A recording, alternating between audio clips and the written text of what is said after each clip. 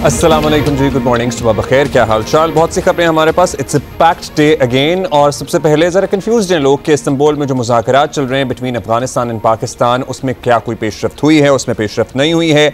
वज़ीर आज़म के दौरे सऊदी अरब के बारे में लेकिन पहले बता देते हैं, फिर उन मुज़ाकरात की बात भी कर लेंगे। ये क्विक अपडेट है, हमने सोचा आपको पहले दे दें क्योंकि ज़रा हौसला अफजा सी खबरें लगती हैं ना। हम शख्सियात से मुलाकात हो जाती है, ज़रा इन्वेस्टमेंट इनिशिएटिव सबकी बातें होती हैं तो हौसला मिलता है हम सबको, और स्टॉक मार्केट को भी हौसला मिलता है।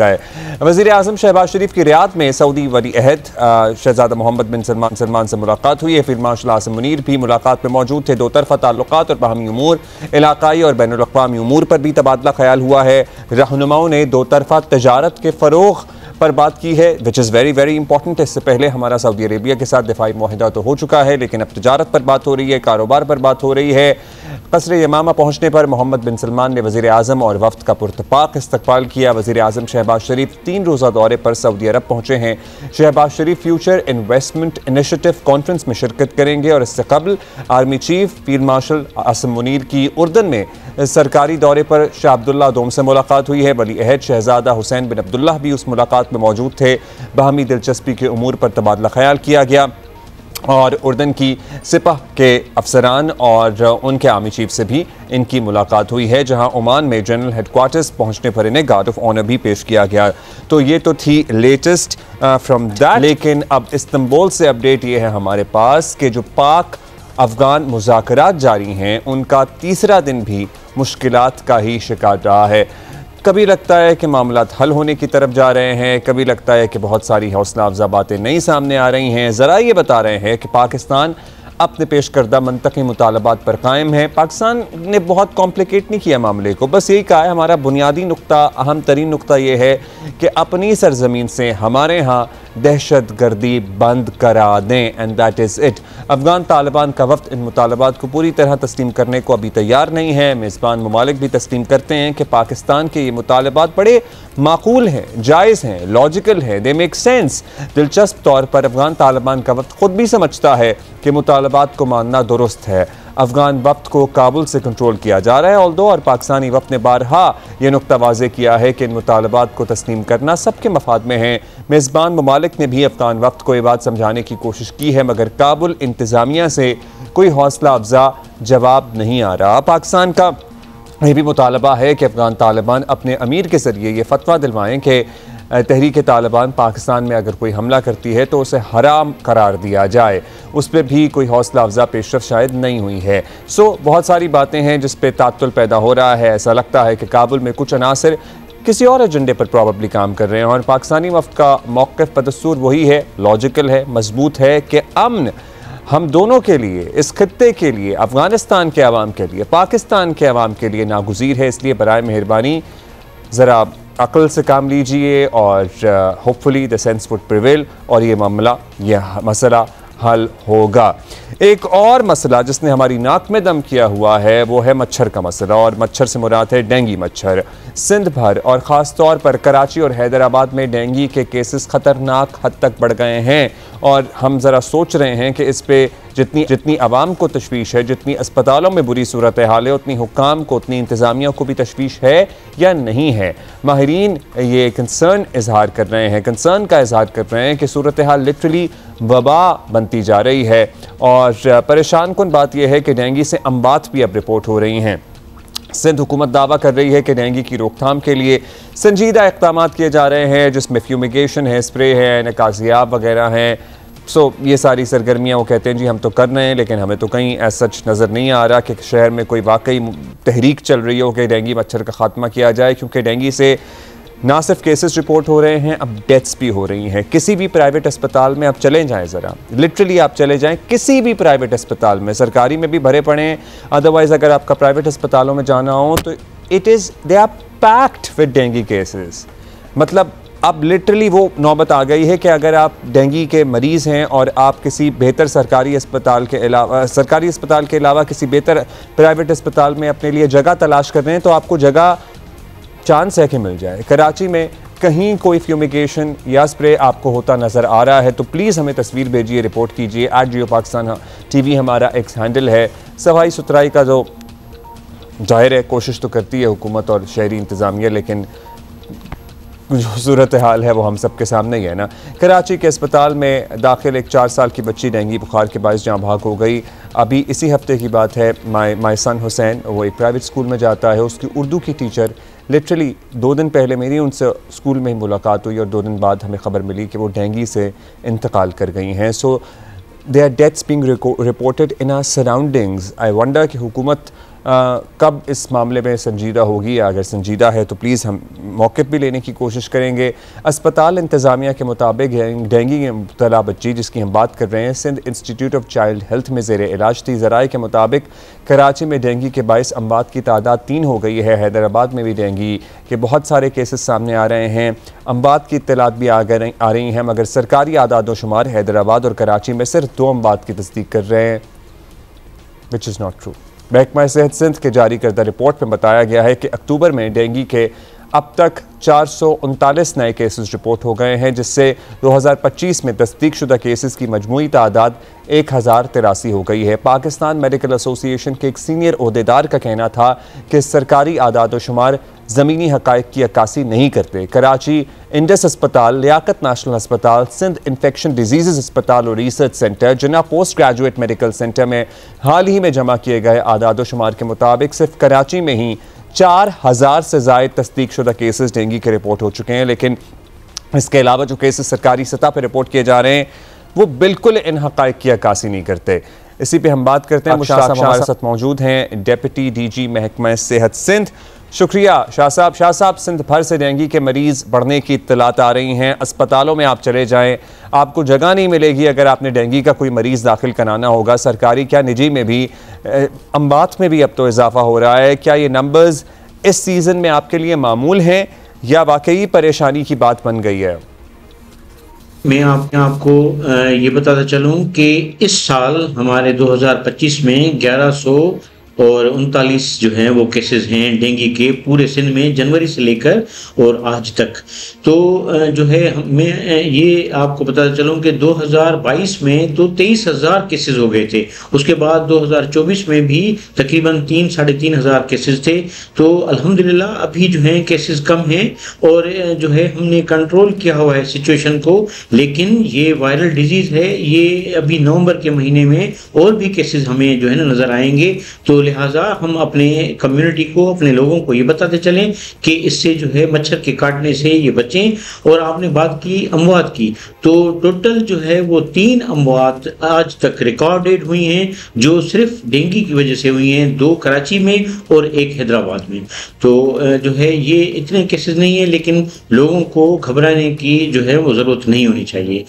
और हम इसको हेल्थ डिपार्टमेंट वर्क फोर्स पूरा जो है इस पर मुकम्मल जो है फोकस किया हुआ।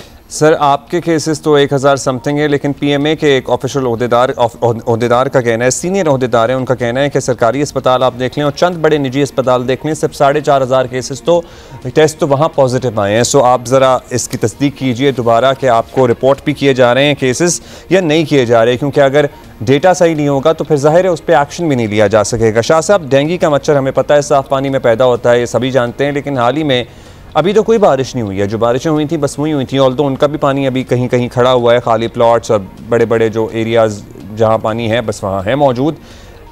क्यों इतने ज़्यादा केसेस रिपोर्ट हो रहे हैं? जो आप कह रहे हैं कि इतने ज़्यादा नहीं है, लेकिन हमें बहुत ज़्यादा लग रहे हैं, क्योंकि हमारे इर्द गिर्द और नॉट सो इर्द गिर्द भी बहुत से अफराद डेंगू में मुब्तला हैं। मच्छरों के अफजाइश से मैं आपको बताता चलूँ कि मच्छर जो डेंगू का है वो साफ पानी में ही पनपता है और उसके लार्वा, उसके अंडे जो हैं वो साफ पानी में होते हैं। आपने देखा होगा कि हम अपने कराची में, अपने घरों में या जितने भी हमारे अर्बन एरियाज़ हैं, रूरल एरियाज़ में ये मच्छर नहीं है, वहाँ पे मलेरिया जो है वो ज़्यादा होती है। तो यहाँ पर जो डेंगू के जो ये लार्वा हैं, अंडे हैं या जो मच्छर है, ये हम जो घरों में पानी अपना जमा करके रखते हैं, फ्रिजों की ट्रे हैं, बाहर पार्कों में गमले हैं या जो फुहारे लगे हुए हैं, वहाँ पर ये उनकी अफजाइश होती है। तो लिहाजा हम जो है ये कोशिश करें, अपनी जो है आवाम को ये बताएं कि वहाँ पर जब पार्कों में जाएं तो ये सुबह का टाइम और शाम के टाइम में ये मच्छर जो है काटने के लिए जो है इंसान को आता है। तो इसलिए जो है वो कोशिश करनी चाहिए कि इन टाइमों में जो है वो घर से जो है ना वो घर में ही रहें और मच्छर के काटने से हम बच सकें। और ये अफजाइश जो है साफ पानी में इस मच्छर की होती है, यहाँ तक के जो एक छोटा सा ढक्कन हो उसमें भी अगर साफ पानी होगा जो हम पी के इसे फेंक देते हैं तो उन्हीं में भी ये लार्वा जो है वो डेंगू के पनप सकते हैं। अच्छा शाह साहब, अब ये बता दीजिएगा, हमें एज सच कोई स्प्रे होते हुए नज़र नहीं आ रहे हैं, किस तरह से आप लोग जो सूरत हाल है उसे कंट्रोल करने की कोशिश कर रहे हैं? गवर्नमेंट ऑफ हेल्थ डिपार्टमेंट ने, सिंध ने, हमारी ऑनरेबल मैडम मिनिस्टर, सेक्रेटरी साहब, उनकी क्लियर इंस्ट्रक्शन है कि हम जो है इस मसले को अच्छे तरीके से देख लें। लास्ट वीक में हमारे ऑनरेबल जो चीफ सेक्रेटरी साहब हैं उनके साथ भी मीटिंग हुई और हमारी कमिश्नर के साथ भी मीटिंग हो रही है और डीसी साहबान की मीटिंग हो रही है, डायरेक्टर जो हमारे हेल्थ सर्विसेज हैं उनके साथ भी मीटिंग हो रही है और हम अपनी आवाम को जो है वो अवेयरनेस देने के लिए हमारी जो लेडी हेल्थ वर्कर्स हैं वो घर घर जाके अपने जो फ्लेयर्स हैं वो लेकर जाती हैं ताकि जो है ना हम इस डेंगू के बुखार से और मच्छर के काटने से हम जो है ना वो जो है किस तरीके से अपने आप को बचाएं। दूसरी बात ये है कि हम अपने हॉस्पिटलों में जो है वो डेडिकेटेड डेंगू वार्ड्स बनाए हुए हैं, छोटे बड़े जितने भी सिंध के वार्ड जो है अस्पताल हैं उनमें वार्ड बने हुए हैं। स्पेशली कराची, हैदराबाद, मीर बुखास, यहाँ तक कि थरपारकर में भी जो डेंगू का आउटब्रेक हुआ था वहाँ पर भी मैं खुद गया विजिट करने के लिए। आज भी मैं हैदराबाद में गया था तो वहाँ पे जो है वो डेडिकेटेड वार्ड बने हुए हैं। क्लिनिकल केस मैनेजमेंट उसके लिए मुकम्मल तौर पे जो है हमने अपने डॉक्टर्स को जो है वो अलर्ट किया हुआ है ताकि जो भी अगर कोई केस हो डेंगू फीवर का, तो वैसे आमतौर पर ये वायरस है 8 दिन के बाद खुद ब खुद सही हो जाता है, उसके प्लेटलेट भी सही हो जाते हैं, लेकिन फिर भी जो है हमें अगर कोई नीले निशान नज़र आए अपने जिस्म पर या कोई खुश्की नज़र आए, पानी की कमी महसूस हो तो फ़ौरन जो है हमें अपने डॉक्टर से जो है रब्ता करना चाहिए। और जो है हमने टेस्ट और ट्रीटमेंट की जितनी भी सहूलतें वो हमने अपनी पूरे सिंध में जो है वो फ्री की हुई हैं गवर्नमेंट की हॉस्पिटल्स में, तो लिहाजा किसी किस्म की घबराने की जो है ना वो ज़रूरत नहीं है। बहुत शुक्रिया आपका मुश्ताक शाह साहब। घबरा इसलिए रहे हैं क्योंकि जिसको डेंगू हो जाता है ना उसको बताया, अल्लाह माफ़ करे खुदा, लिटरली किसी को भी वैसे तो कोई भी बीमारी ना लगे लेकिन डेंगू इतनी अजियतनाक is the right word to use for it, अजियतनाक बीमारी है कि कहने को डेंगू और यही कहा जाता है कि जानलेवा नहीं है, लेकिन जिसको होता है उसको लग पता जाता है, मतलब आप तबाह हो जाते हैं, आप शदीद परेशान हो जाते हैं, एक अजीब केओस आपकी ज़िंदगी में मच जाता है and it takes a lot of time so recover as well. So Allah ताला हम सबको महफूज रखे। प्लीज़ आप लोग अपने ताईं भी अगर आपके पर्टिकुलरली ये जो छोटी छोटी ट्रेज होती हैं ना गमलों के नीचे जो आपने कनालियाँ रखी हुई हैं, पानी नहीं जमा होने दें, पानी नहीं जमा होने दें। अगर आपने परिंदों को भी कोई पानी डाला हुआ है तो आप इस सीज़न में ज़रा वो प्याले खाली कर दें। सो अभी हम आगे बढ़ेंगे और हैदराबाद में हमें ज़रा क्या सूरत हाल है यही पता लग रहा था कि बहुत सारे केसेस रिपोर्ट हो रहे हैं और कराची में भी, कराची में तो हमारे पास फर्स्ट टाइम इन्फॉर्मेशन दर्जनों केसेस की है, ये मुगालता नहीं है कोई। जमार जोकियो हमारे साथ मौजूद हैं। हम सबसे पहले हैदराबाद चलते हैं। हमें बताया जा रहा था काफ़ी दिन से, इनफैक्ट 2-3 हफ्ते से बताया जा रहा था कि हैदराबाद में डेंगू बहुत बढ़ रहा है। क्या सूरत हाल सामने आ रही है? हुकूमती फिगर्स तो लिटरली ना होने के बराबर हैं, लेकिन अस्पताल आप चले जाएं किसी भी तो आपको पता लग जाता है कि क्या असल सिचुएशन है। अली बताइएगा। जी अब्दुल्ला, जो अभी आपने अपने इंट्रो के अंदर बात बताई कि डेंगू के हवाले से जो कंडीशन आपने जिसका जिक्र किया, कंडीशन इस टाइम तकरीबन वही है। इस वक्त हैदराबाद के अंदर डेंगू की सूरत हाल ये है कि वबा की सूरत इख्तियार कर चुका है। अस्पतालों के अंदर लोग जा रहे हैं, उन्हें बेड नहीं मिल रहे हैं, टेस्ट के लिए लोग परेशान हो रहे हैं। इस हवाले से डिप्टी कमिश्नर हैदराबाद ने भी चंद अस्पतालों का रात में विजिट किया तो लोगों के पास बेड नहीं थे, कुछ वार्ड्स भी कायम किए गए थे। और अगर आपको ये बताएं कि महकमा सेहत की जानिब से तो आदाद शुमार जो जाहिर किए जा रहे हैं उसके बरक्स से सूरत हाल मुकम्मल तौर पर, क्योंकि महकमा सेहत की जानिब से सिर्फ एक मौत जो है वो बताई जा रही है कि हैदराबाद के अंदर डेंगू की वजह से हुई है, जबकि हैदराबाद के अंदर 14 से ज़ायद अमवात रिपोर्ट हो चुकी हैं। जो हम जहाँ पर जो अमवात रिपोर्ट हुई हैं हम वहाँ पर गए भी हैं, टीम वहाँ पर गई भी है। इसी तरह से अगर बात की जाए जो फिगर्स बताए जा रहे हैं कि जो चंद 100 के अंदर बताए जा रहे हैं कि डेंगू केसेस रिपोर्ट हुए, वो चंद 100 नहीं है बल्कि 1000 हैं। उसकी वजह यह है कि अगर हम सिर्फ लियाकत यूनिवर्सिटी की जो रिसर्च लैब है जो कि मस्तनद लैब है उसी के अगर हम रिपोर्ट की बात करें तो तकरीबन 7000 से ज़ायद डेंगू के जो मुस्बत केसेस हैं वो रिपोर्ट हैं। ये सिर्फ एक लैब का मैं आपको बता रहा हूँ। और ये किस अरसे में रिपोर्टेड है, मतलब कितने अरसे में? ये अब्दुल्ला, ये सिर्फ और सिर्फ अक्टूबर के महीने की बात बता रहा हूँ मैं आपको, ये सितंबर की तो बात है ही नहीं। और बात असल में यही है कि महकमा सेहत पता नहीं क्या वजह है कि ये आदाद शुमार जाहिर करने के लिए तैयार ही नहीं है। अगर हम बात करते हैं इस हवाले से DHO से, तो वो बताने के लिए तैयार नहीं है। वो कहते हैं कि नहीं, हमारे पास ये चंद 100 केसेज ही हैं और हमारे पास कोई अमवात रिपोर्ट नहीं है। अच्छा, इसके साथ ही साथ जब हम लोगों ने बात की कुछ तिब्बी माहिरीन से, तो उनका ये भी कहना था कि जो मौत का जिक्र ये लोग कह रहे हैं महकमा सेहत की जानिब से कि नहीं कि डेंगू की वजह से नहीं है, तो एक चीज और भी सामने आई है कि डेंगू के अंदर जब आपके प्लेटलेट्स गिर जाते हैं और आपका खून बिल्कुल पतला होकर किसी भी वक्त कहीं से भी रसाव हो जाता है, तो उसकी वजह से ऑर्गन फेलियर हो जाता है।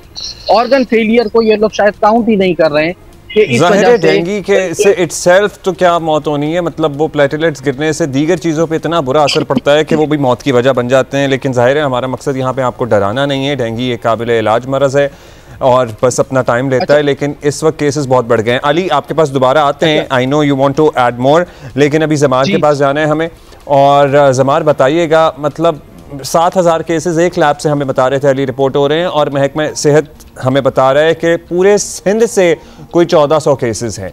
कराची में ही कराची के किसी एक इलाके के अगर केसेस देख लेंगे तो वही सैकड़ों में निकल आएंगे। कराची के मुख्तलिफ अस्पताल क्या कहानी सुना रहे हैं इस बारे में? जी बिल्कुल, महकमा सेहत की अगर हम बात करें तो जनवरी से अब तक जो उन्होंने केसेस रिपोर्ट किए हैं वो है 682 केसेस वो रिपोर्ट कर रहे हैं। जबकि अगर हम हॉस्पिटल्स की बात करें तो जो सिविल हॉस्पिटल है, सिंध गवर्नमेंट का अपना हॉस्पिटल है, उसकी सिर्फ अगर हम बात करें तो जनवरी से अब तक उन्होंने जो केसेस रिपोर्ट किए हैं वो है तकरीबन 1922, जो कि एक हॉस्पिटल के से भी तकरीबन आधे ही केसेस जो है वो महकमा सेहत आधे से भी कम केसेस वो रिपोर्ट करें। अगर प्राइवेट हॉस्पिटल्स की बात करें, इंडेक्स की बात करें, तो उन्होंने तो जो अब तक केसेस रिपोर्ट किए हैं वो है 3,917 केसेस अब तक इंडस हॉस्पिटल में रिपोर्ट हो चुके हैं। उसके अलावा मुताबिक यहाँ पर हॉस्पिटल्स है, डेटा तो जाहिर है मैच नहीं कर रहा। डॉक्टर साहब ने अभी तो बातें बहुत अच्छी की, मगर ऐसा फील हो रहा है कि डेटा जो है ना वो गलत रिपोर्ट किया जा रहा है ताकि पैनिक की सिचुएशन ना फैले। मगर सूरत हाल जो है वो जितनी बताई जा रही है उससे ज्यादा जो है खराब है। उसके अलावा अगर हम मुहिम की बात करें तो महकमा से कहता है कि हम दवाई प्रोवाइड करते हैं लोकल गवर्नमेंट डिपार्टमेंट्स को, और लोकल गवर्नमेंट डिपार्टमेंट्स की तरफ से उस तरह की उस स्केल पर मुहिम नजर नहीं आ रही जिस स्केल पर केसेस सामने आ रहे हैं। तो केसेस की दायरे बढ़ रहे हैं। और अगर हम डेटा की बात करें तो हर माह जो फिगर्स आ रहे हैं इवन सिविल हॉस्पिटल से, वो पिछले माह से ज्यादा आ रहे हैं। तो लग ऐसा रहा है कि जनवरी दिसंबर तक तो जो है वो केसेस बढ़ेंगे, और महकमा सेहत ने जो कहा है कि 5 दिसंबर तक केसेस बढ़ने के इम्कानात हैं, वो इसी तरह से बढ़ते रहेंगे। उसके बाद हो सकता है कि कुछ केसेस कम हो, मगर अभी सूरत हाल ये है कि महकमा सेहत के नंबर जो है वो हकीकत से करीब तर भी नहीं है, हकीकत से करीब तर नहीं। और इसका मसला ये होता है कि जब डेटा सही ना होना तो फिर इकदाम भी सही नहीं लिए जाते। So this is the real tragedy है। हम जाहिर है कि हम ये चाहते हैं कि सही नंबर रिपोर्ट हो ताकि किस इलाके में ज़्यादा केसेस हैं उस इलाके पे फोकस किया जाए। Data is the backbone for taking any sort of decision. ये बात आज के ज़माने में किसको समझ में नहीं आ रही, वी वंडर। अच्छा अली, आप इससे पहले कुछ ऐड कर रहे थे, साथ ही साथ बता दीजिएगा कि कहीं आपको स्प्रे वगैरह होते हुए नजर आए? जी अब्दुल्ला, मैं इसी बात का जिक्र करने जा रहा था कि महकमा सेहत का जो शोबा है इस डेंगू और मलेरिया से निपटने की वेक्टर बोर्न डिजीज है। तकरीबन 2 अरब रुपए के करीब इनके पास फंड्स मौजूद हैं, लेकिन उसके ऊपर अब तक टेंडर नहीं किए गए। अब इस फंड के बिहाफ के ऊपर आगाही मुहिम चलाई जाती है। आगाही मुहिम के लिए अच्छा खासा फंड होता है, कोई आगाही मुहिम नहीं चलाई गई। अगर हम स्प्रे की बात करें तो कहीं स्प्रे होता नजर नहीं आ रहा है। शहरी रोजाना की बुनियाद पर हैदराबाद में अब एहतजाज कर रहे हैं। मुख्तलिफ तंजीमों की जानिब से, कल वुकला की जानिब से एहतजाज किया गया कि आया स्प्रे किया जाए ताकि लोगों की जिंदगियों को बचाया जा सके। कोई घर ऐसा नहीं है, हर एक घर छोड़ के 2 घर छोड़ के लोग जो हैं वो डेंगू के अंदर मुब्तला हैं, मलेरिया के अंदर मुब्तला हैं, लेकिन कहीं स्प्रे होता हुआ नजर नहीं आ रहा। और शहरियों का मुतालबा है कि डेंगू से बचने के लिए इकदाम उठाया जाए। इस हवाले से डिप्टी कमिश्नर की जानिब से CS को भी, चीफ सेक्रेटरी को भी खतूत अरसाल किए गए। अस्पतालों की कंडीशन के हवाले से, अस्पतालों के अंदर कंडीशन ये थी कि जब डिप्टी कमिश्नर की जानिब से विजिट किया गया तो वहां पर मॉस्किटो नेट्स मौजूद नहीं थे जो कि महकमा सेहत की जानिब से प्रोवाइड किए जाने के जो डेंगू के आइसोलेशन वार्ड के अंदर लगाई जाती हैं। तो ये यहाँ पर ये भी सूरत हाल देखने में आई है कि जिला इंतजामिया की जानिब से डिस्ट्रिक्ट जो DDM है, डिस्ट्रिक्ट डिजास्टर मैनेजमेंट अथॉरिटी, उसकी जानिब से मॉस्किटो नेट फराहम किए गए जो कि महकमा सेहत का काम था, वो भी नहीं देखने में आए।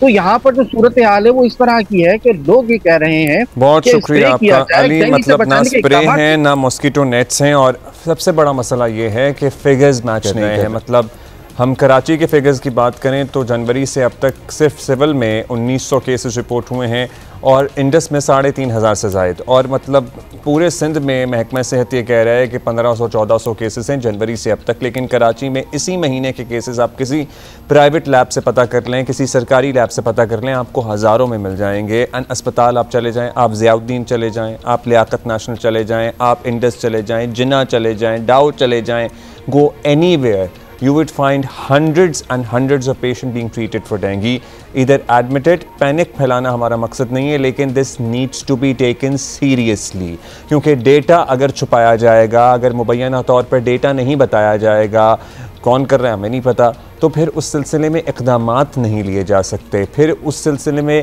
कितनी मुहिम कहाँ चलाई जानी है, कितने स्प्रे कहाँ होने हैं, कितनी आगाही देनी है लोगों को, this all depends on the real time actual factual data. So I hope somebody would take notice on it और इसको देखें, क्योंकि ये आउट ऑफ हैंड होती जा रही है चीज़। अभी एक ब्रेक लेने, थोड़ी देर में वापस आ रहे हैं।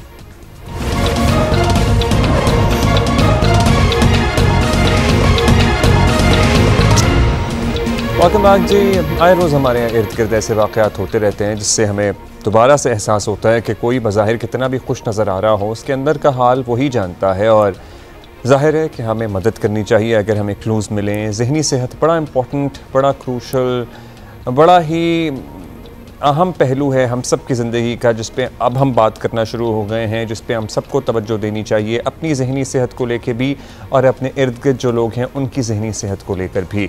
दुनिया में music therapy by the way इस सिलसिले में बहुत कारआमद साबित हो रही है। पाकिस्तान में भी साइनैप्स ये काम कर रहा है, और हमारे साथ मौजूद हैं साइनैप्स यूथ सर्कल की सदर मैरी एंड्रियो केनेथ, जो बेंजामिन सिस्टर्स में शबाना बेंजामिन की साहबजादी हैं, बेटी हैं। सो इनका लिटरली खून का रिश्ता है मौसीकी से, म्यूज़िक से, और इसके साथ साथ थेरेपिस्ट का काम सर अंजाम देने वाले, और साथ ही म्यूज़िक कंपोज़र हैं, प्रोड्यूसर हैं आसिफ सन्नान, जो दुनिया भर में अपनी सलाहियतों का लोहा मनवा चुके हैं, हमारे साथ मौजूद हैं। Welcome both of you to Geo Pakistan. Thank you for being with us. हम लेडीज़ फर्स्ट मैरी से शुरू कर लेते हैं। मैरी, बताइएगा, आप साइनैप्स के सर्कल को हेड कर रही हैं, लेकिन म्यूज़िक से रिश्ता आई गेस कि आपका बचपन से ही होगा, लेकिन म्यूज़िक ने ये जहद या ये रुख कब इख्तियार कर लिया जिसकी हम अभी बात कर रहे हैं? I think from a very young age मेरे पेरेंट्स ने मुझे समझाया था कि म्यूज़िक एक बहुत रिस्पेक्टेबल चीज़ है, एंड हम सीखते, मम्मा ने मुझे हमेशा से सिखाया कि कुछ भी मुश्किल हो तो बस go back to your roots, और मेरे रूट्स हैं म्यूज़िक में। एंड मैंने देखा है ओवर टाइम म्यूज़िक ने कैसे मुझे मेरी लाइफ में हेल्प किया है, पुश फॉरवर्ड किया है। I think that's where this journey started. Lovely. Asif, आप हमें बता सकते हैं आप इस सफ़र का कब हिस्सा बने, और बहुत कम लोग वाकिफ़ हैं कि इस तरह म्यूज़िक या साउंड थेरेपीज़ हैं जो लिटरली आपको काम कर सकती हैं, आपके डिफरेंट इवन फिजियोलॉजिकल इश्यूज़, चाहे आपको माइग्रेन हो रहा हो या दीगर इश्यूज़ हो रहे हों, उसमें आपको हेल्प कर सकती हैं। सो आपका ये सफ़र कब शुरू हुआ और आपने इस जॉनरा को कब डिस्कवर किया?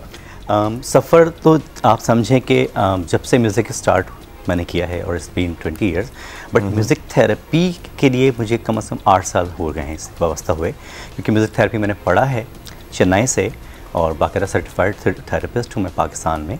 लेकिन इसका जो अवेयरनेस की जहाँ तक आप बात कहें, और अगर इसको हम इसके मेथड की अगर बात करते हैं, तो इसमें लाइक म्यूज़िक थेरेपी नहीं होती, म्यूज़िक इज़ थेरेपी। ट्रू, ठीक है ना। तो हमारे इर्द गिर्द म्यूज़िक को हम अगर आम फहम में कहें म्यूज़िक है क्या, तो इसको समझना ज़रूरी। Music is sound. अब आप उसको कोई भी नाम देते हैं, इट्स साउंड। तो हमारे इर्द गिर्द अगर कोई भी साउंड है तो उसका असर हम पे बेहतर भी हो सकता है, नेगेटिव भी पड़ेगा और पॉजिटिव भी पड़ेगा। बाज़ औक़ात हम ये चीज़ मिस कर रहे होते हैं कि हमारे घर में जो फ्रिज है उसकी एक अलग फ्रिक्वेंसी है, एक फ़ैन की अलग फ्रिक्वेंसी है, किसी माइक्रोवेव की अलग, तो वो चीज़ें मिल के एक नॉइस पोल्यूशन बहुत ही डीप डाउन आपको फील भी नहीं होता, बट आप एक अनकम्फर्टेबल सिचुएशन में खड़े होते हैं। एब्सोल्युटली, मतलब आप पंखे की आवाज़ को देख के सोच लीजिए, कभी कभी बाज़ लोग होते हैं they are addicted to that sound, उनको उसकी आवाज़ के बगैर नींद नहीं आती या आ रही होती है, या मतलब you know they are different experiences for different people. So आप जो कॉन्सर्ट करने जा रहे हैं, म्यूज़िक थेरेपी जिसका पहलू होगा अहम तरीन, उसमें क्या होगा? Would it be a concert, would there be live singing, would there be instrumental only, क्या होगा? मैरी आप बता सकती हैं। There'll be live singing for sure, और म्यूज़िक भी सर आसिफ ने बहुत खूबसूरत अरेंज करवाया इस बार। एंड ऑब्वियसली हम कॉन्सर्ट इसलिए करवा रहे हैं क्योंकि हम चाहते हैं कि यंग पीपल अपने फैमिलीज़, अपने भाइयों बहनों, अपने पेरेंट्स के साथ आएँ और म्यूज़िक को एंजॉय कर सकें, एक साथ एक सेफ़ एनवायरनमेंट में मिलके म्यूज़िक को एंजॉय कर सकें। हमने over period of time study किया है इस चीज़ को कि पाकिस्तान में स्पेशली कराची में ऐसी चीज़ें नहीं होती जिसमें पूरी फैमिली मिलके एंजॉय कर सकती है, and this is something important. So हम चाहते हैं कि आप ये कॉन्सर्ट तो होगा 2 नवंबर को, उसमें ज़रूर लोग जो जाना। फर्स्ट को है, कब है जी? 1 नवंबर को है। और इसके टिकट्स कहाँ अवेलेबल हैं या इसमें कैसे जा सकते हैं आप? टिकट वाला पे मौजूद हैं, टिकट वहाँ से भी आप ले सकते हैं, आप वो तो हमने बता दिया सकते हैं। लेकिन अभी आज के लिए यानी कि 28 अक्टूबर के लिए जो लोग दिन का आगाज़ कर रहे हैं हमारे साथ, हम चाहते हैं आप उनको भी ज़रा कुछ थेरेपी फराहम करें और कुछ सुनाएं और कुछ हमें एंटरटेन भी करें और हमें काम भी करें।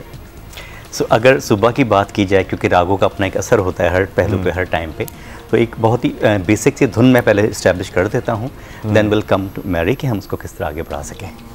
जान श्योर।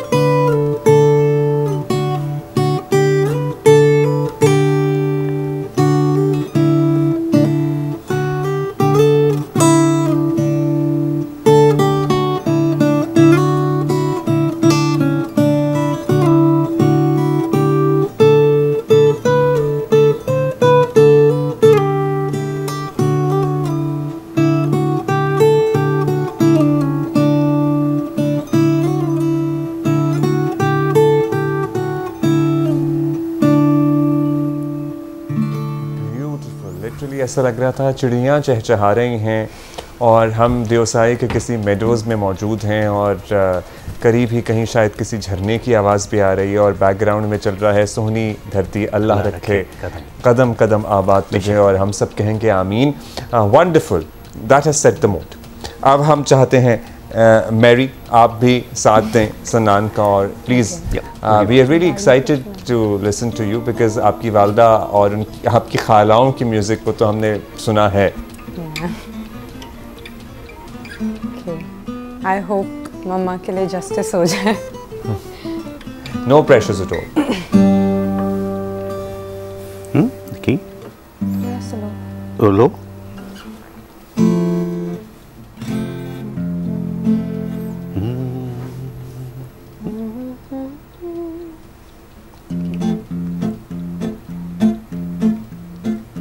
गाड़ी को चलाना बाबू, गाड़ी को चलाना बाबू, जरा हल्के हल्के हल्के, दिल का जाम न झलके, दिल का जाम कहीं ना झलके, गाड़ी को चलाना बाबू। जालिम है ये हिचकोले, जालिम है ये हिचकोले, मेरे दिल की दुनिया डोले, मेरे दिल की दुनिया डोले।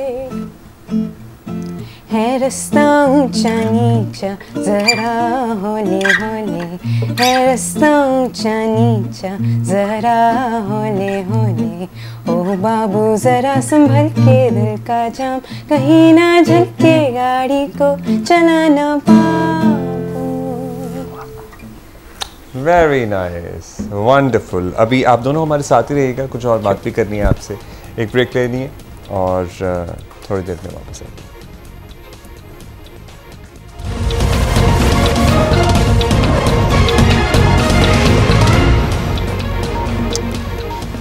वेलकम बैक जी। और हमारे साथ मैरी एंड्रयू केनेथ भी हैं, आसिफ सन्नान भी हैं और भी बहुत सी खबरें हैं हमारे पास जो हमने आपसे शेयर करनी है। लेकिन अभी हमें अफजल नदीम डोगर साहब ने ज्वाइन किया है और उनके पास खबर है, क्या है ये उनसे जानते हैं।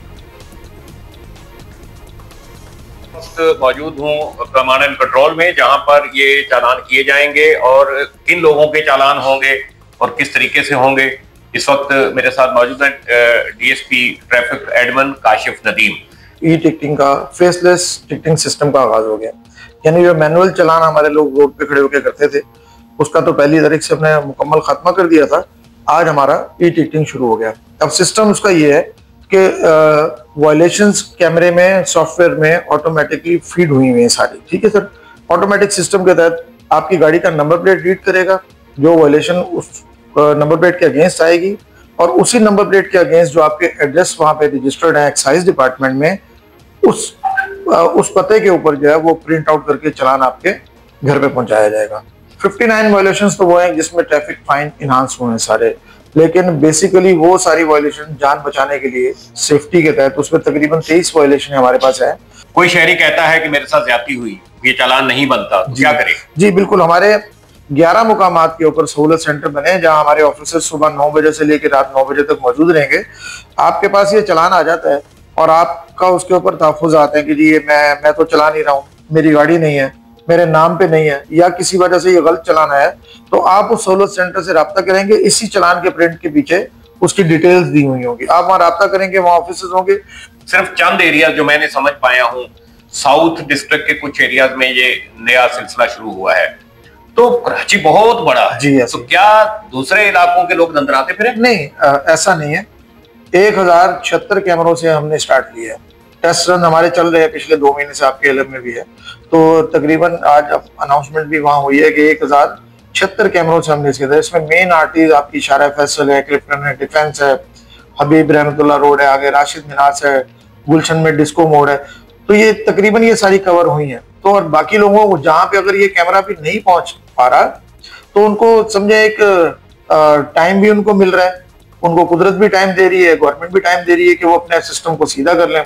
तो ये आखिर उन्होंने शहर आना तो है ना, ऐसा तो नहीं कि वो शहर ही नहीं आएगा। जिसको हैबिट ऐसी होगी नाजमाबाद में वायलेशन की, वो 3 तलवार पे भी करेगा। तो कैमरा तो अपना काम करेगा और जैसे जैसे ये बढ़ता जाएगा तो ये बहुत तेजी से ये जो है पूरे कराची के अंदर फैल जाएगा, तो उसका निजाम अपनी जगह बना लेगा इंशाल्लाह। सो डोगर साहब बेसिकली हमें बता रहे थे कि जो ई चालान्स का सिलसिला है ये शुरू कर दिया गया है इन कराची, और अभी ज़रा साउथ में किया जा रहा है और फिर ग्रेजुअली ये पूरे शहर में फैल जाएगा। अच्छा जी, मैरी और आसिफ, आप हमें एक गाना और सुना दें। हमारे व्यूअर्स ने हमें फरमाइश भेजी है through Instagram and X, so जल्दी से प्लीज़ हमें कुछ सुनाइए and then we wrap this up.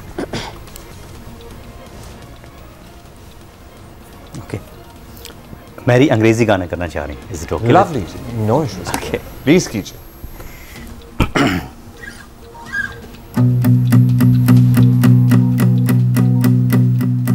There's a fire starting in my heart, reaching a fever pitch and stringing me out the dark. Finally, I could see you crystal clear. Go ahead and sell me out and I'll lay your bed. See how I leave with every piece of you. Don't underestimate the things that I could do. There's a fire starting in my heart, reaching a fever pitch and stringing me out the dark. The scars of your love remind me of us. They keep me thinking that we almost had it all. The skies of your love, they leave me breathless. I can't help feeling we could have had it all. Rolling in the deep, you have my heart inside of your hands, but you played it to the beat. That's so nice, Mary. That's so nice. Adele के गाने गाना वैसे ज़रा मुश्किल होते हैं. अब पता नहीं सुबह के लिए सही है या शाम के लिए सही है, लेकिन अच्छे ही सुबह भी अच्छे लगते हैं, शाम में भी अच्छे लगते हैं. So that was Rolling in the Deep by Adele और performed by Mary Andrew Kenneth and Asif Sannan. Thank you guys. और ये कॉन्सर्ट जो है for mental health sign apps के थ्रू 1st of November को हो रहा है इन कराची. आप इसके टिकट्स ऑनलाइन खरीद सकते हैं. We are taking a break here. See you in a while.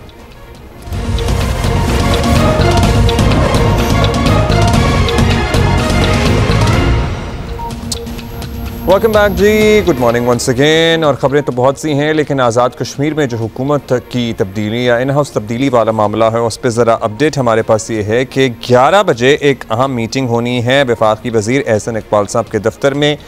Peoples party को मतलूबा तादाद मतलूबा नंबर हासिल हो चुका है और अपडेट ये है कि आज़ाद कश्मीर में इन हाउस तब्दीली के मामले पर मुस्लिम लीग नून की पार्लिमानी पार्टी और वफाकी सियासी कमेटी की अहम मुलाकात आज होगी.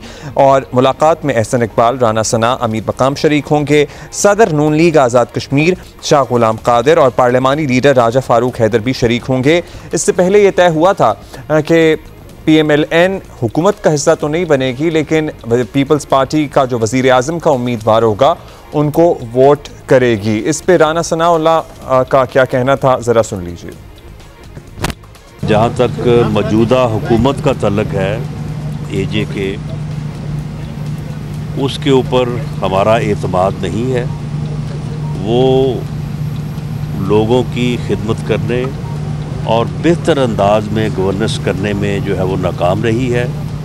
इसलिए वोट ऑफ नो कॉन्फिडेंस में जो है वो पाकिस्तान मुस्लिम लीग नून आज़ाद कश्मीर जो है वो साथ देगी. और जहाँ तक गवर्नमेंट फॉर्मेशन है वो हम साथ नहीं होंगे, क्योंकि AJK में मुस्लिम लीग नून अपोजिशन में जो है वो अपना किरदार भरपूर तरीके से अदा करेगी. चलिए, ये तो थी राना साहब की गुफ्तगू. कमर ज़मान कायरा पीपल्स पार्टी के क्या कहते हैं, ये भी सुन लीजिए. मुस्लिम लीग नवाज़ की पार्लिमानी पार्टी का ये फैसला है कि वो अपोजिशन में बैठेंगे. हमें इस पे हमारी ख्वाहिश तो शायद नहीं थी, लेकिन इनकी इस ख्वाहिश का एहतराम करते हुए हमने कहा जी ठीक है. लेकिन ये भी हमारा तय है कि वहाँ पे बेटर गवर्नेंस देनी है. आज़ाद कश्मीर के लोगों को जो 2.5 साल के अंदर मुख्तलिफ अज़ियतें रही हैं उसका हमने इलाज निकालना है, पॉलिटिकल स्टेबिलिटी लानी है. अब पीपल्स पार्टी का साथ ये भी दावा है कि उनकी नंबर गेम तो पूरी है. दिलचस्प बात यह है कि पीपल्स पार्टी की हिमायत करने पर मुस्लिम लीग नून के अपने अंदर इख्तलाफात भी सामने आ रहे हैं. नून लीग आज़ाद कश्मीर के सदर शाह गुलाम कादिर का कहना है कि वो पीपल्स पार्टी के उम्मीदवार को वोट नहीं देंगे. हम तो इनको वोट भी नहीं देना चाहते. हमने फैसला किया है कि जी इसमें हम इनको वोट भी नहीं देंगे. या अपनी अक्सरियत साबित करें, हुकूमत बनाए. हम इस हुकूमत साजी में रुकावट नहीं बने हैं. अच्छा, हमने तो आप पीपल्स पार्टी के प्राइम मिनिस्टर के उम्मीदवार को वोट नहीं देंगे? नहीं.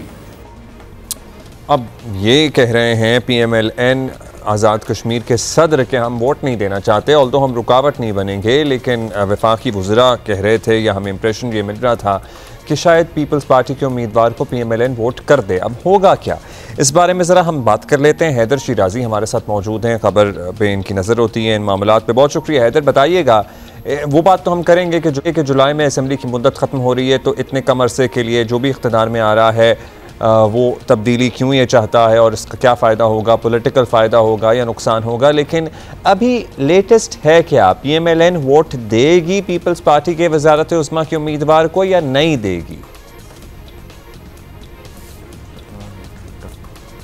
हैदर, आपको आवाज़ आ रही है मेरी? कॉल हम दोबारा मिलाते हैं हैदर को. Heather is there with us, but yeah, that is important. Azad Kashmir की कानून साज असम्बली में 17 अरकान रखने वाली पीपल्स पार्टी के सामने हुकूमत साजी में बज़ाहिर अब कोई रुकावट तो हमें नज़र नहीं आ रही है। 27 का वो मैजिकल नंबर है जो दरकार होता है। 10 लोग शामिल हो गए थे PTI के फॉरवर्ड ब्लॉक से पीपल्स पार्टी में हिमायत का ऐलान कर चुके हैं और 9 अरकान हैं मुस्लिम लीग नून के आज़ाद कश्मीर की असम्बली में। अब पीपल्स पार्टी के वज़ीर आज़म को वोट देते हैं या नहीं देते हैं, अब इससे कोई फ़र्क ऑल दो पड़ता नहीं है। सो ये हम हैदर शिराजी से जान लेते हैं। हैदर बताइएगा, वैसे तो 27 नंबर पूरे हैं पीपल्स पार्टी के, सो क्यों चाहते हैं पीपल्स पार्टी वाले कि मुस्लिम लीग नून उनको वोट दे या उनके वजारत उस्मा की हिमायत करे? बगैर वोट दिए भी हिमायत कर सकते हैं। उन्होंने कहा हम रुकावट नहीं बनेंगे, लेकिन वोट देगी PMLN पीपल्स पार्टी के वजारत उस्मा के उम्मीदवार को या नहीं देगी? देखिए, इस हवाले से पीपल्स पार्टी की ये ख्वाहिश थी कि जिस तरह वफाक में शहबाज शरीफ को लाते वक्त पीपल्स पार्टी ने साथ दिया, इसी तरह कश्मीर में पीपल्स पार्टी के उम्मीदवार को वज़ीर आज़म के इंतखाब के वक्त मुस्लिम लीग नून वोट दे और उसके बाद चाहे वो हुकूमत का हिस्सा बने ना बने एक अलग डिबेट है, लेकिन इस हद तक उनकी ख्वाहिश थी, जिस पर ही ऐवान सदर में ये मीटिंग है। ऐवान सदर में होने वाली मीटिंग के हवाले से बाहर निकल कर दोनों जमातों के अरकान ने गुज़श्ता शब ये कहा कि हमने जम्मू कश्मीर में हुकूमत की कारकर्दगी की वजह से अब अनवारुल हक को घर भेजने का फ़ैसला किया है। इसमें एक पहलू ये है कि आज रात जम्मू कश्मीर के मेंबरान असेंबली इस बात पर यह डिबेट भी हुई यहाँ इस्लामाबाद में कि इस हुकूमत में तो मुस्लिम लीग नून और पीपल्स पार्टी शामिल है, तो ये अपने ही क्या अरकान पर अदम एतमाद करते हुए सिर्फ एक शख्स पे मलबा डालते हुए उसको हटाने का प्रोग्राम है, क्योंकि हुकूमत का मतलब ये है वज़ीर आज़म एंड कैबिनेट। तो काबीना में जब मुस्लिम लीग नून और पीपल्स पार्टी दोनों आज़ाद कश्मीर में शामिल थे तो सिर्फ एक शख्स का कंधा इस्तेमाल करते हुए बाकियों को सेफ एग्ज़िट नहीं दिया जा सकता। अगर यहाँ जम्मू कश्मीर में अवामी एक्शन कमेटी ने वैक्यूम को फिल किया है तो इसकी ज़िम्मेदारी फिर PTI की, चूँकि वहाँ हुकूमत थी, उसको ख़त्म करते हुए ये मखलूत हुकूमत बनाई गई थी, तो उस वक्त तमाम अरकान को हुकूमत में शामिल कर दिया, पीछे अपोजिशन में कोई ना बचा। और वज़ीर आज़म पाकिस्तान शहबाज शरीफ से जब जॉइंट अवामी एक्शन कमेटी के अरकान से मुलाकात के बाद मुजफ्फराबाद से कमेटी इस्लामाबाद पहुंची थी तो उन्होंने आकर ब्रीफ किया था और कहा था कि जम्मू कश्मीर में अपोजिशन में वैक्यूम क्रिएट हो गया है, जिसकी वजह से बाहर से आकर अवामी क़ुव्वत ने वहाँ अपोजिशन की जगह संभाल ली है, लिहाजा इसलिए हम जॉइंट अवामी एक्शन कमेटी से बार्गेन कर रहे हैं क्योंकि वहाँ अपोजिशन नहीं है। इसीलिए मुस्लिम लीग नून ने उसी दिन फैसला किया था कि जम्मू कश्मीर में अपोजिशन का रोल अदा किया जाएगा, तो इसलिए वो जो वहाँ पर अब अपोजिशन में है। इस दौरान अनवारुल हक के खिलाफ चूँकि सरदार तनवीर इलियास खुद उनके डसे हुए हैं, तनवीर इलियास को हटाकर अनवारुल हक को लाया गया था, वो ख्वाहिशमंद थे। पीपल्स पार्टी में भी चंद अफराद ख्वाहिशमंद थे कि वज़ारत उज़्मा हो, तो ये चीज़ें इस हद तक पहुँची। लेकिन जम्मू कश्मीर में जो जहाँ से शुरू हुई थी बात, वो ये कि अवाम के मुतालबात में से एक मुतालबा हक़ हुक्मरानी समेत ये था कि महाजरीन की नशिस्तों की वजह से जम्मू कश्मीर के वज़ीर आज़म को या हुकूमत को हर मरतबा तब्दील किया जाता है। ये 12 नशिस्तें हैं।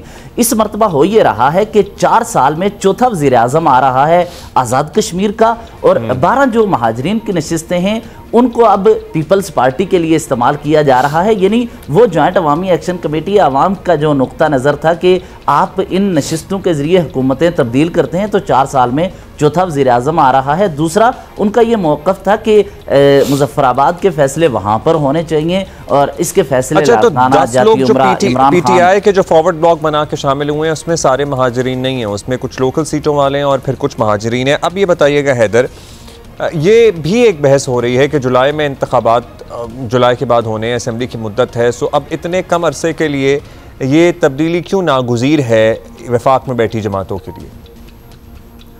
देखिए, इसकी एक अहम वजह यह है कि जम्मू कश्मीर में चीफ इलेक्शन कमिश्नर जो है वो वहाँ पर इलेक्शन प्रोसेस को देखते हैं, उनकी तयनाती का मामला है, डेडलॉक बरकरार है, ये सबसे अहम। और दूसरा PTI जो है वहाँ पीपल्स पार्टी जो है वो चाहती है कि इंतखाबी अमल के लिए अभी से तैयारियाँ करे, तो ये उसके लिए कोशिशें हैं। और हमारे सोर्स ये बता रहे हैं कि पीपल्स पार्टी की ख्वाहिश ये भी रही कि उन्हें अगले इंतखाबी अमल में हिस्सा लेने के लिए मुकम्मल ग्रोन मिल सके, क्योंकि इससे कबल जम्मू कश्मीर में जितनी भी हुकूमतें बनती रही हैं वह यहाँ हुकूमत पाकिस्तान, अगर मुस्लिम लीग नून की हुकूमत यहाँ है, पीपल्स पार्टी या PTI की, तो वहाँ वो अपनी हुकूमत ले आते थे। लेकिन इस मरतबा ये अपोजिशन में जाने का फ़ैसला यहाँ वफाक में जिसकी हुकूमत है इसलिए किया है कि ताकि 6 माह बाद या 8 माह बाद जो इलेक्शन होने जा रहे हैं उसको नज़र रखते हुए अभी से ही तैयारी की जाए। तो ये जो 6 माह का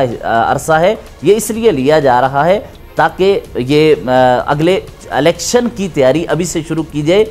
PTI पीपल्स पार्टी के जो जम्मू कश्मीर के चंद रहनुमाओं से हमारी बात हुई, उन्होंने कहा कि हमें ये अपने छोटे से फ़ायदे के लिए वज़ारत उज़्मा नहीं लेनी चाहिए। उसकी वजह यह है कि वफाक में यहाँ मुस्लिम लीग नून और पीपल्स पार्टी ने जब खुद कहा अब आने वाले इलेक्शन पे PMLN की नज़र है और पीपल्स पार्टी की भी नज़र उसी इलेक्शन पे है, सो दोनों के जाविये अलग हैं। वो कहते हैं हम छोटा फ़ायदा नहीं देखते और पीपल्स पार्टी कहती है कि हम, पीपल्स पार्टी वैसे क्या सोच रही है? PMLN तो चाहती है कि हम ऑपोजिशन में रहें और फिर इलेक्शन की भरपूर तैयारी करें। पीपल्स पार्टी हुकूमत में आकर वज़ारत उज़्मा लेकर इलेक्शन की तैयारी करना चाहती है। देखिए वो इलेक्शन प्रोसेस के लिए अगले इलेक्शन की तैयारियां इसमें हो रही हैं, क्योंकि आपने जॉइंट अवामी एक्शन कमेटी के साथ जो यहाँ मीटिंग्स हुई उसमें तय किया कि आपको 60-70 अरब रुपए, 2 मीटिंग्स जो गुज़श्ता एहतजाज था इस मरतबा का था, उसमें 60-70 अरब रुपए आपके पास पड़े हुए हैं। तो अगर आपके पास 70-80 अरब रुपए पड़े हों और 10 डिस्ट्रिक्ट आज़ाद कश्मीर में हों, तो ऐसे में आप वहाँ पर कुछ मंसूबे देकर अगले इंतखाबी अमल की तैयारी कर सकते हैं। तो पीपल्स पार्टी ने भी इसकी तैयारी कर रखी है, जबकि वहाँ पर अवाम को जितनी तादाद में जॉइंट अवामी एक्शन कमेटी को अवाम ने सपोर्ट किया, तो नून लीग इसमें ये अपोजिशन में रहते हुए सोच रही है कि वो इन पॉलिसियों पर तनकीद करते हुए ये जो बड़ी तादाद में वोट बैंक है उसको अपने हक में। आज 11 बजे जो मीटिंग होगी उसमें क्या तय होगा एहसन इकबाल साहब के दफ्तर में? उसमें तहरीक अदम एतमाद के तरीक़ाकार के हवाले से चीज़ें तय की जाएंगी और अगली हुकूमत में अपोजिशन के रोल के हवाले से बातचीत की जाएगी। उसमें तारिक फारूक, राजा फारूक, हैदर खान, शाह गुलाम कादर और अच्छा एक मुख्तसरन बता दीजिएगा कि अवामी एक्शन कमेटी का कोई किरदार है सारी सूरत हाल में जो सिचुएशन बनी हुई है? उनसे कोई बात, उनसे जो पुराने वादे हुए थे वो भी ज़ाहिर इन प्रोसेस हैं?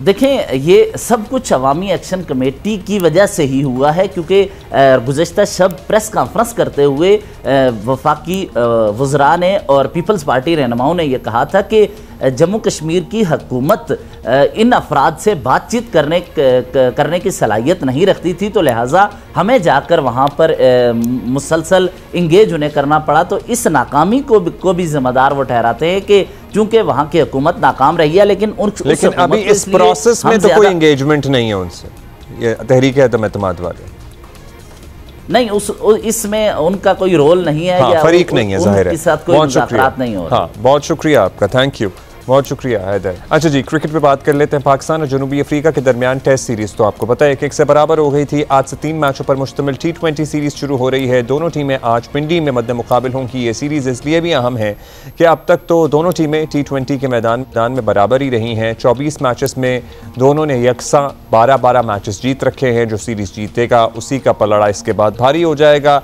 यहाँ ये भी ज़रूरी है हमारा बताना कि हमारा ताज़ा रिकॉर्ड कोई बहुत अच्छा नहीं अच्छा जा रहा है। इनफैक्ट कौमी टीम के पास मौका है कि वो होम एडवांटेज का फ़ायदा उठाकर जनूबी अफ्रीका पर सबकत ले जाए। बाबर आजम की वापसी हुई है टीम में। पाकिस्तान टीम में ज़ाहिर एक तज्जियाकार तो सारे ही हैं, तजर्बाकार बैटर बाबर आजम तकरीबन 10-11 माह बाद T20 इंटरनेशनल में एक्शन में नज़र आएंगे। इस सारे पे बात कर लेते हैं।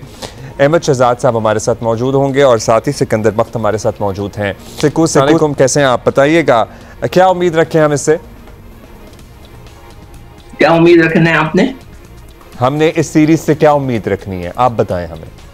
नहीं देखें, अच्छी तगड़ी होगी। अभी हम देखें टेस्ट क्रिकेट तो हमने टेस्ट क्रिकेट खेली नहीं थी। हम स्ट्रेट अब आकर टेस्ट क्रिकेट खेली, ना लड़कों ने फर्स्ट क्लास क्रिकेट खेली, ना बाबर ने खेली थी, किसी ने नहीं खेली थी। मगर जो T20 है इसके अंदर कम से कम हम अभी खेलते हुए आ रहे हैं।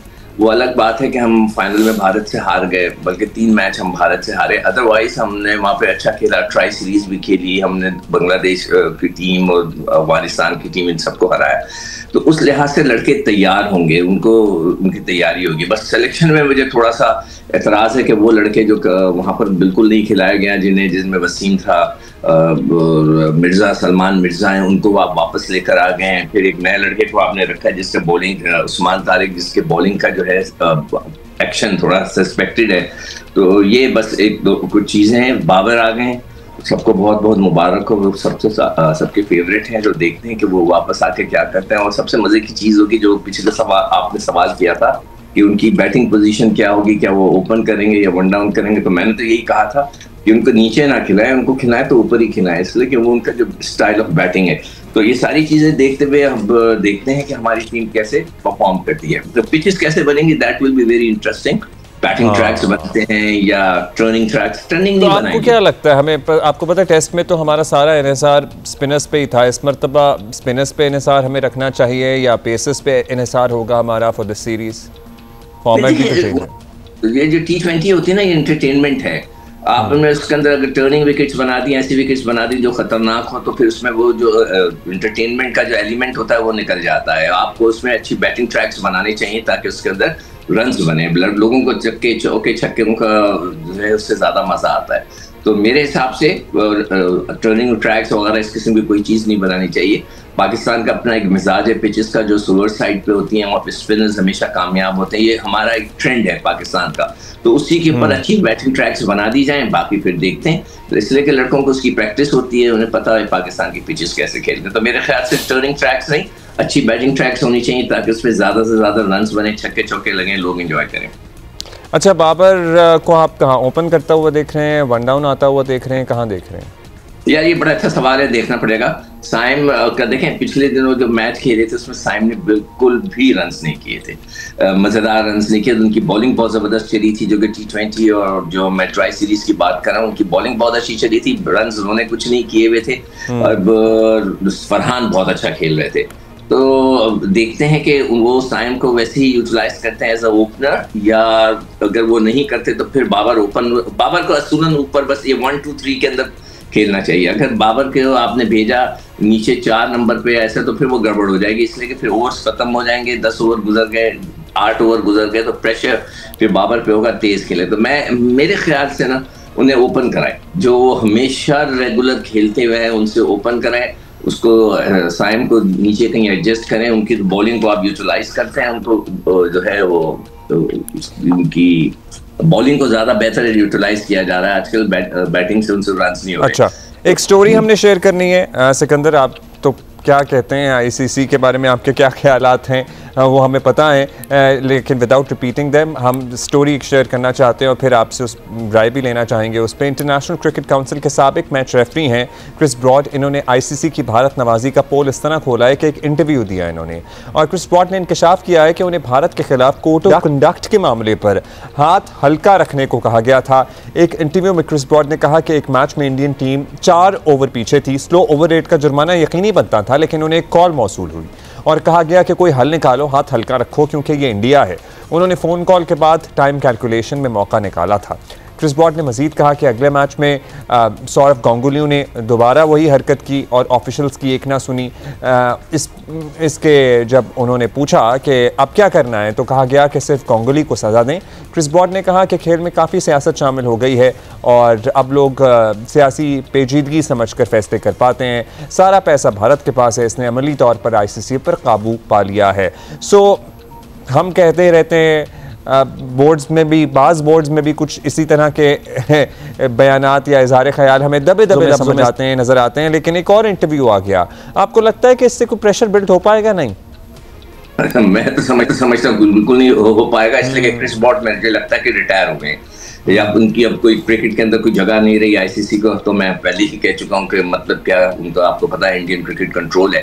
पिछले दिनों जो भी 4-5 दिन पहले एक वाकया हुआ था जिसके अंदर जो खवातीन थी, ऑस्ट्रेलियन क्रिकेटर्स की जो खवातीन थी वो जा रही थी, उनको छेड़ा गया। अगर खुदा ना खास्ता, मैंने लिखा था अपने ट्विटर पे डाला था, मैंने फेसबुक पे भी डाला था, अल्लाह ना करे तौबा इस्तग़फ़ार, अगर पाकिस्तान में ये वाकया हो जाता आप इमेजिन करें कि क्या होता कि पूरी दुनिया खड़ी हो जाती कि हम यहाँ नहीं खेलेंगे, ये क्या मुल्क है, फला, उठ के चले जाते हैं। ऑस्ट्रेलियंस को भी मैंने लिखा, उनको ऑस्ट्रेलियन क्रिकेट बोर्ड को भी मैंने उसमें टैग किया था कि जी अगर पाकिस्तान के साथ उनके वफाकी वजीर जो हैं बीजेपी के, वो कहते हैं लड़कियों का अपना कसूर था, हमें बगैर बताए बाहर निकल गई हैं। हाँ, वो लड़कियां क्यों हैं? जिस तरह के हमारे एक प्राइम मिनिस्टर थे ना, जो क्रिकेटर प्राइम मिनिस्टर, उन्होंने कहा था कि हमारी लड़कियां ऐसे कपड़े क्यों पहनती हैं, उनको छेड़ा है। तो हाँ। मतलब कि ये जहनी मिजाज आप उसको देख सकते हैं कि हमारे लोगों का क्या मिजाज है। वो भी वही चीज कही जो हमारे बड़े साहब ने की थी। तो क्रिकेट के मैच तो देखें, आपको पता है। Thank you Sikandar, thank you, that is all the time we have today. Ahmed Shahzad साहब ने हमें ज्वाइन किया अभी। अच्छा अहमद भाई बताइएगा, होम एडवांटेज तो हमें है, अपनी मर्जी का मौसम है, अपनी मर्जी की पिचेस बना सकते हैं, लेकिन जनूबी अफ्रीका भी कोई हल्की टीम तो है नहीं, और हमारा T20 में ताज़ा रिकॉर्ड भी। चलें, इंडिया के खिलाफ हम मुसलसल मैचेस आ रहे, अदरवाइज हम सेमीफाइनल तक पहुंचे। इस सीरीज में किसको फेवरेट देख रहे हैं आप? जी देखिए, मौसम तो अपनी मर्जी का है ऑब्वियसली, और पाकिस्तान के अंदर क्रिकेट है और होम एडवांटेज तो होम को ही होना चाहिए। लेकिन हमने बहुत सारी ऐसी रिसेंट पास्ट में मिसालें देखी हैं जहाँ पे लोग आके हमारी कंडीशंस का हमसे ज़्यादा बेहतर फ़ायदा उठा के चले जाते हैं। और फिर आप देखें कि वो टीम जो एशिया कप का फाइनल खेल के आई थी, उसमें रद्दोबदल भी किया गया है, टीम में तब्दीलियाँ भी हैं। सो जहाँ तक आप फेवरेट की बात करें, शॉर्टर फॉर्मेट के अंदर ऐसा कोई फेवरेट होता नहीं है। और अगर आप साउथ अफ्रीकन टीम की भी बात करेंगे तो उनके जो मेन बॉलर्स हैं, जिस तरह जैनसन हो गए, रबाडा हो गए, वो भी जैसे हमेशा की तरह जो बड़ी टीमें होती हैं वो अपने मेन प्लेयर्स को पाकिस्तान के अगेंस्ट रेस्ट कराती हैं। तो इस दफ़ा भी वही हुआ है कि वो ऐसे खेल नहीं रहे हैं। तो उस तरह की बॉलिंग है नहीं साउथ अफ्रीकन साइड की, लेकिन फिर भी मॉडर्न डे क्रिकेट खेलते हैं, तगड़ी क्रिकेट खेलते हैं, एक अच्छी सीरीज देखने को मिलेगी और शॉर्टर फॉर्मेट के अंदर यू कांट। अच्छा अहमद भाई, होपफुली अच्छी सीरीज देखने की, और एक पॉइंट आपने उठाया लेजिट है वो पॉइंट, जिस पे हमें ज़रा दुख भी होता है थोड़ा सा, हमें अपनी परफॉर्मेंस पे ज़ाहिर है फिर सवाल उठते हैं उसको लेकर। बाबर आजम वापस आ रहे हैं और T20 में उन्हें कुछ अर्से बाद चांस मिला है। वन डाउन पोजीशन पे अभी तक तो इत्तलात आ रही थी शायद वो खेलेंगे, क्या लगता है आपको, उन्हें ओपन कराना चाहिए क्योंकि उनके जो रिकॉर्ड्स हैं वो तो ओपनर के तौर पर ही हैं, या ठीक है वन डाउन भी आ जाएँ तो? और देखिए आप अगर माइक हैसन का भी आप बयान सुनेंगे और पाकिस्तान क्रिकेट बोर्ड की भी हिकमत अमली आप सुनेंगे, तो उन्होंने यही बोला था कि बाबर आजम को हमने कुछ टास्क दिया T20 के अंदर, जब वो पूरे कर लेंगे वो टीम में आ जाएंगे। लेकिन हमने देखा कि जिस तरह पहले वो टीम के अंदर आए बगैर डोमेस्टिक खेले, वो इस दफा फिर टीम के अंदर आ गए और कहा यह जा रहा है कि फ़खर जमान को रेस्ट कराया। अब फ़खर जमान को रेस्ट ये तो आप उसको करवाते हैं कि जिसकी कोई, जिस तरह पड़ोसी मुल्क के कहीं और आप देखें 40 की एवरेज हो और 170 का स्ट्राइक रेट हो और बड़े कोई मैच विनिंग इनिंग्स खेली हो, तो फ़खर जमान तो खुद जो है वो ऑलमोस्ट ड्रॉप थे T20 से। आप कह रहे हैं कि उसको आपने रेस्ट करवाया और उसकी जगह आप लेके आए। चलो आप लेके आ ही गए तो फिर आप वहाँ खिलाएं जहाँ पे उनका नंबर है। लेकिन नंबर 3 भी उन्हें सूट करता है, सच ऐसी बात नहीं है। उनके अगर आप रिकॉर्ड देखेंगे बाबर आजम के, तो नंबर 3 पे उन्होंने काफ़ी परफॉर्मेंस की है और ये एक और गोल्डन अपॉर्चुनिटी मिली है। Because for me opportunity is everything, platform is everything. अगर आपके पास प्लेटफॉर्म ही ना हो तो आप परफॉर्मेंस का। बहुत शुक्रिया आपका अहमद भाई, thank you for being with us. So good luck to team Pakistan. अभी क्या करेंगे, ब्रेक लेते हैं, वापस आते हैं।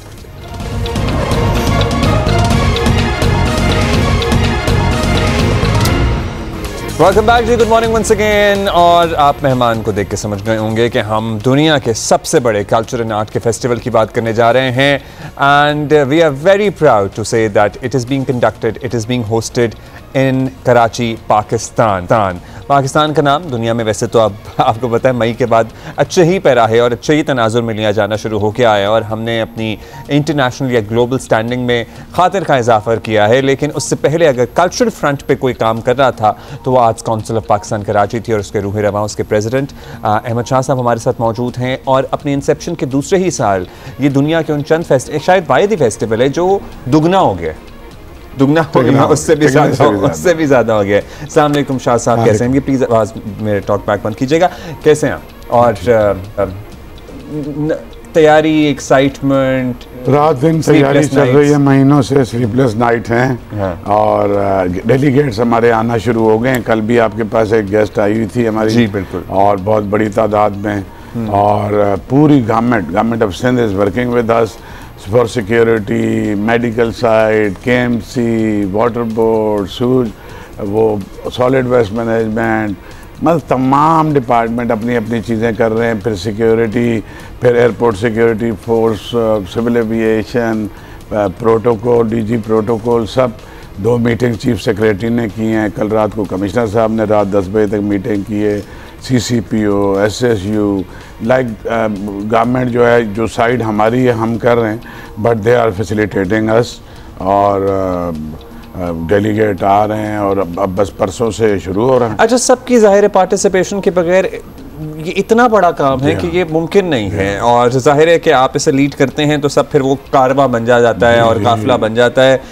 इस दफ़ा पिछले साल की इससे अगर हम कंपेयर करें तो एक तो जाहिर है, एक तो स्टार्क कंपैरिजन है नंबर ऑफ डेलीगेट्स का, नंबर ऑफ कंट्रीज़ का। लेकिन what are the things that the audiences who are watching us right now, पिछले साल फिल्म नहीं थी हमारे पास, फिल्म नहीं थी हमारे पास, और मुसव्विरी का शोबा भी हमारे पास नहीं था। इस साल जब हमने फिल्म का फेस्टिवल ऑन किया तो फिल्म आप दिखाएंगे तो 3350 फिल्में, जिनमें से कई सौ फिल्में इंटरनेशनल बड़े फेस्टिवल्स में अवार्ड ले चुकी हैं। और एक फ़लस्तीन की ऑस्कर विनिंग मूवी अभी जो इस साल जीती है वो भी हम दिखा रहे हैं। और इसके अलावा मतलब हमने एक जो ऑडिटोरियम 2 है उसके लिए हमने पूरा सराउंड साउंड सिनेमा का सिस्टम म्यूज़िक का ख़रीदा है। उसके लिए हमने उसका जो प्रोजेक्टर होता है, सिनेमा प्रोजेक्टर, हम आपको स्टीरियो वॉइस में नहीं सुना रहे, 7.2 साउंड के साथ, सराउंड साउंड में सुना। हाँ, वो भी 7.2 साउंड के साथ, जो दुनिया में टॉप एक एक्सपीरियंस होता है।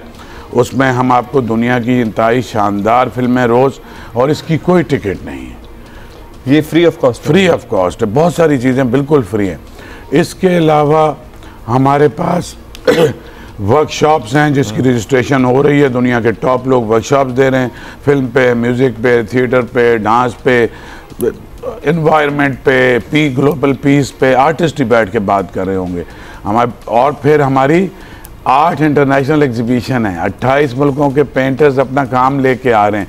ये चीज़ भी नई है, वो भी फ्री है, उस पर भी कोई चार्जेस नहीं हैं, वर्कशॉप्स पे नहीं है, टॉक्स पे नहीं है। और जो मिनिमम से चार्जेस हमने लगाए भी हैं थिएटर पे या म्यूज़िक पे, वो भी लोगों को डिसिप्लिन करने के लिए हैं कि अगर मेरे पास 400 450 का हॉल है और 5000 लोग आ गए तो मैं क्या करूँगा।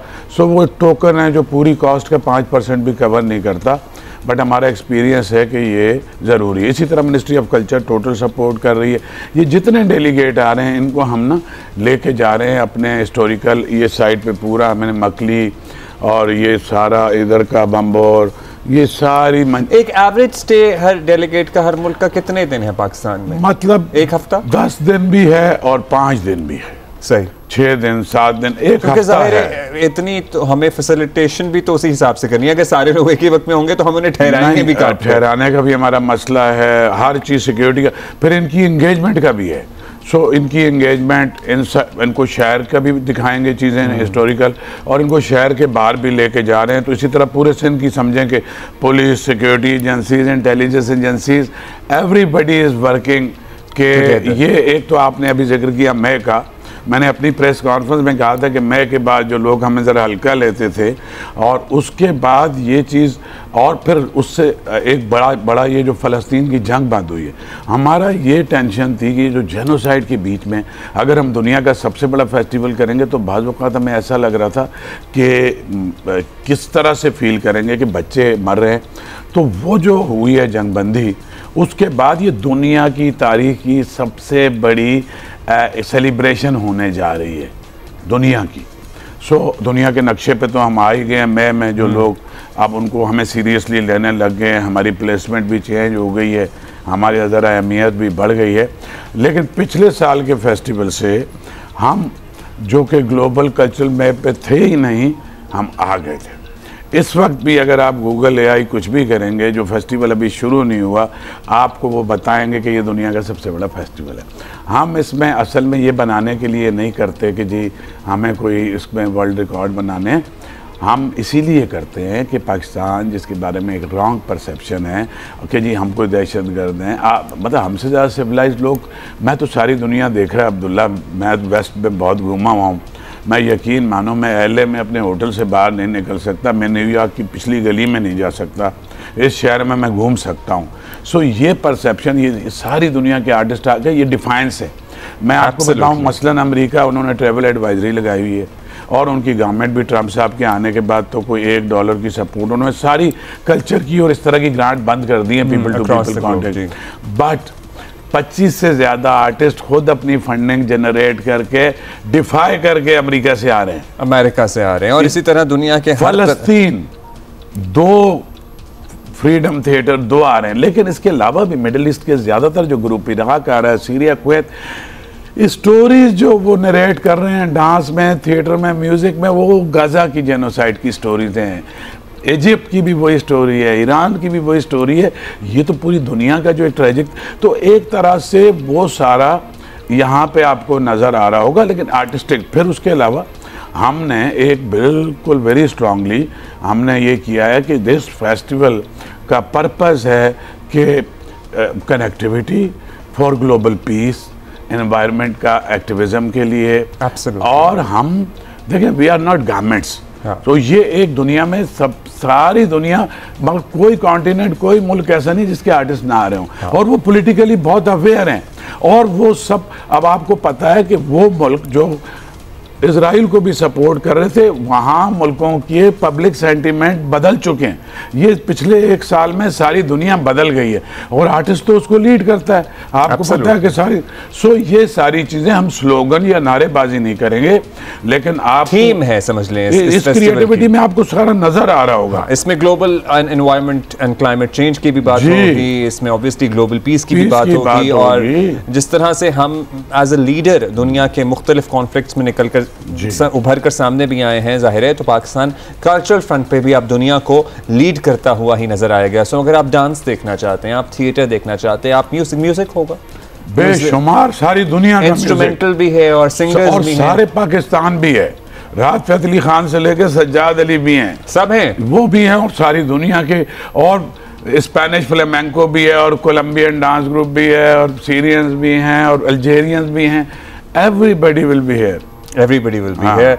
सो भाई, आप, मैं कहता हूँ, हम कराची वाले तो हमारा ये मसलन होता है आर्ट्स कॉन्सर्ट 1 महीने के लिए, लेकिन at the same time anywhere wherever you are in the country, आप आइए। सिंध से भी बहुत लोग आते हैं, लेकिन पंजाब से आए, खैबर पख्तूनख्वा से आए, बलूचिस्तान से भी आते हैं, रजिस्ट्रेशन करा लीजिए, और ऑन द स्पॉट टिकट भी मौजूद। बता दूं कि हमारे पास यूरोप से, अमेरिका से, इधर उधर से, मिडल ईस्ट से क्वायरीज आ रही हैं कि हम यहाँ पर खाली अटेंड करने के लिए आना चाहते हैं, और पीपल आर कमिंग, पाकिस्तान से नहीं, दुनिया भर से। तो पाकिस्तान जिसकी प्राइड के लिए, और आपको पता, मैं सारी ज़िंदगी सिर्फ इस मुल्क के लिए काम करता हूँ, सही है, और जो इस मुल्क के लिए काम करता है उसके साथ होता हूँ, जो उस मुल्क के खिलाफ होता है मैं उसके खिलाफ। एक ज़माने में आपको पता है बसंत इतना बड़ा फेस्टिवल था लाहौर का कि पूरी दुनिया से टूरिस्ट ट्रैवल किया करते थे। अब ये वो फेस्टिवल बनेगा इंशाल्लाह, होपफुली, और बन गया है, जिसमें पूरी दुनिया से टूरिस्ट इस फेस्टिवल के लिए कराची ट्रैवल करेगा, पाकिस्तान ट्रैवल करेगा। इससे ज़्यादा हम किस बात पे फ़ख्र कर सकते हैं? सो हमें अपनी पूरी सपोर्ट देनी है। आपको पता है कि जियो हमारे साथ है, गवर्नमेंट ऑफ सिंध, तो टोटल हमारा जो है मेन स्पॉन्सर है। मैं सिर्फ ये लोगों को ये कह रहा हूँ कि जो चीज़ें ये न्यूयॉर्क और पेरिस जाके नहीं देख सकते, आपके शहर में तकरीबन फ्री में आपको नज़र आती हैं। अगर इसकी ये शहर अगर इसकी ओनरशिप नहीं लेगा तो ये किसके लिए हम लोग ये सारा कुछ कर रहे हैं? मतलब आप दुनिया में ट्रैवल करते हैं ये चीज़ें, ये परफॉर्मेंसेस देखने के लिए, वो सारी परफॉर्मेंसेस आपको इस 1 महीने में कराची में मिल जाएंगी। You can't get a better deal. So good luck. Thank you. And thank you, Shah Saab. And we're really looking forward to this. हम भी उतने excited being a part of this festival, being a part of Arts Council, and Jio itself obviously has always been there. और अब भी साथ है Arts Council के. So दुनिया भर से मेहमानों की आमद का सिलसिला शुरू हो गया और जो मेहमान दुनिया से आएगा वो जियो पाकिस्तान के स्टूडियो में तो आएगा ही. इस वहाँ हम आपकी मुलाकात भी कराते रहेंगे. अभी एक ब्रेक लेंगे, थोड़ी देर में वापस आएंगे. Good morning.